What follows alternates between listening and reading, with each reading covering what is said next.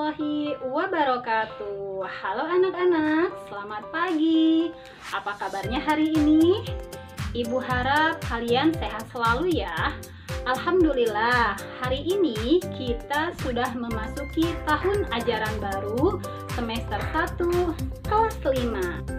Sebelumnya, izinkan Ibu untuk memperkenalkan diri ya.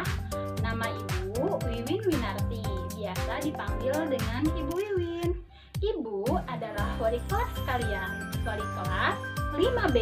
Sebelum belajar, mari kita membaca doa terlebih dahulu agar pembelajaran kita hari ini diberikan kemudahan, kelancaran, dan keberkahan oleh Allah Subhanahu wa Ta'ala, serta ilmunya dapat bermanfaat bagi kita semua. Berdoa dalam hati masing-masing, mulai.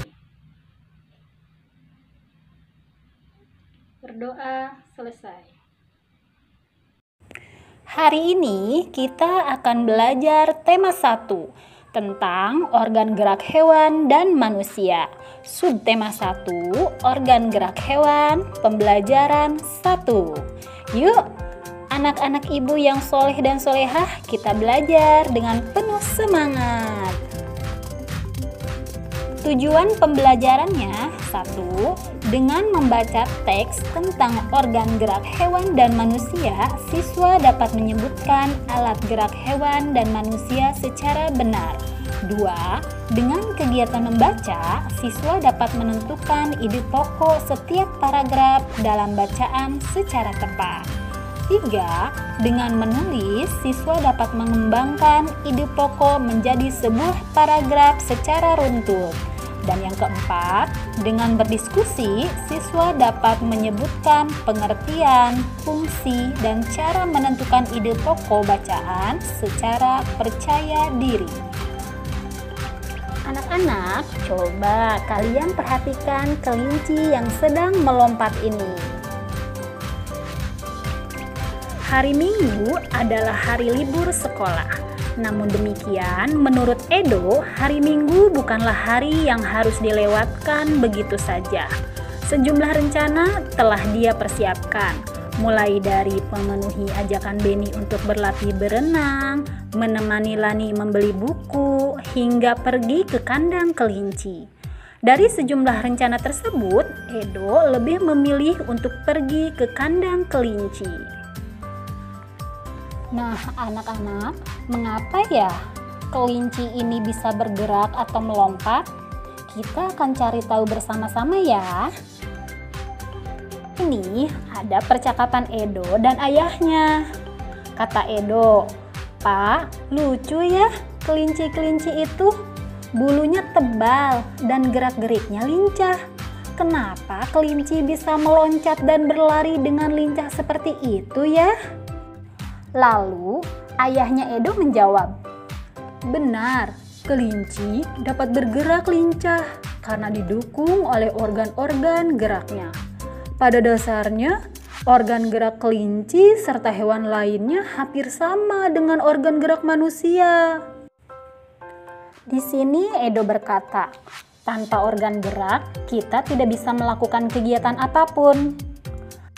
Benar, kita tidak bisa bergerak tanpa ada organ gerak di tubuh kita maupun tubuh hewan.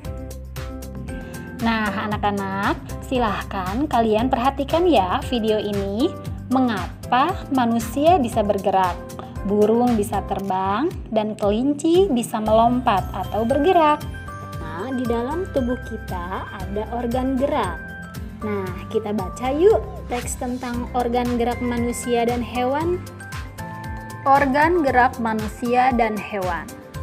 Salah satu ciri dari makhluk hidup adalah bergerak. Secara umum, gerak dapat diartikan berpindah tempat atau perubahan posisi, sebagian atau seluruh bagian dari tubuh. Makhluk hidup akan bergerak apabila ada rangsangan yang mengenai sebagian atau seluruh bagian tubuhnya. Gerak pada manusia dan hewan menggunakan organ gerak yang tersusun dalam sistem gerak. Organ gerak berguna untuk berjalan, berlari, melompat, meloncat, memegang, menggali, memanjat, berenang, dan sebagainya. Organ gerak pada hewan dan manusia memiliki kesamaan. Alat-alat gerak yang digunakan pada manusia dan hewan ada dua macam, yaitu alat gerak pasif berupa tulang dan alat gerak aktif berupa otot. Kedua alat gerak ini akan bekerja sama dalam melakukan pergerakan. Kerjasama antar kedua alat gerak tersebut membentuk suatu sistem yang disebut sistem gerak.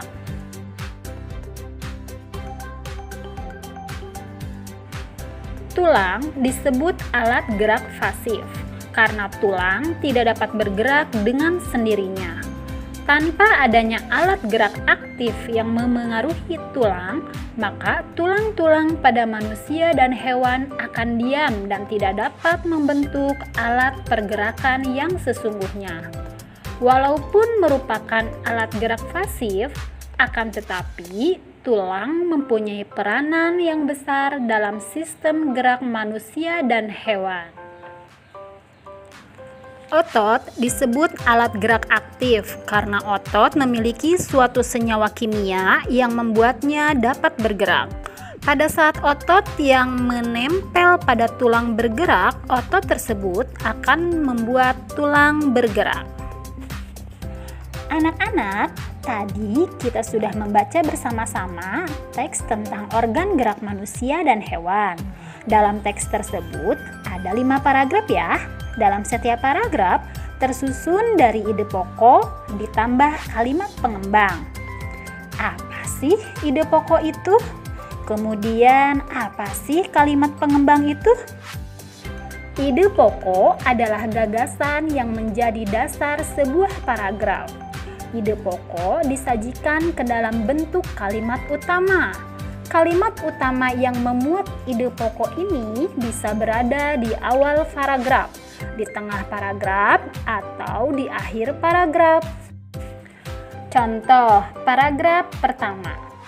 Ide pokoknya, salah satu ciri dari makhluk hidup adalah bergerak.